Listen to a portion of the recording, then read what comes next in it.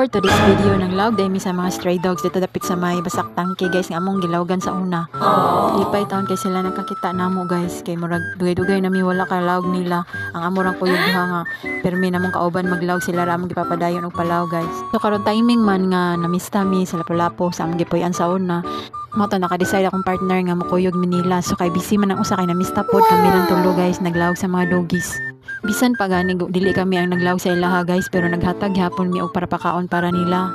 Kay mao naman jud among naandan. Then ako pong partner mo ay nagprepare sa mga pagkaon nga para daan sa mga stray dogs. Ang ilaha kay ang paglawg na lang jud guys. Since ari man pud sila moagi so sila na lang pud din tayo manghatag sa mga pagkaon. Mabalhin na mo kay daghang kay mo unsaon na lang ang mga stray dogs. Wala ni mulawg nila dili gid na namo kalimtan guys. Amo usa ginas among kuan nga padayon gihapon ang paglawg sa ilaha.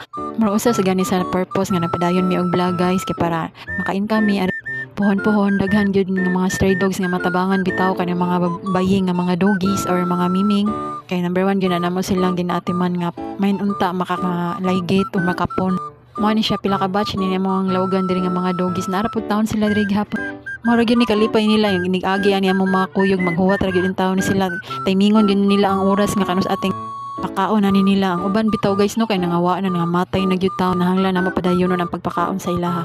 So maura to siya guys mao ni ang last batch nga doggy nga among gipakaon. Thank you for watching. Bye.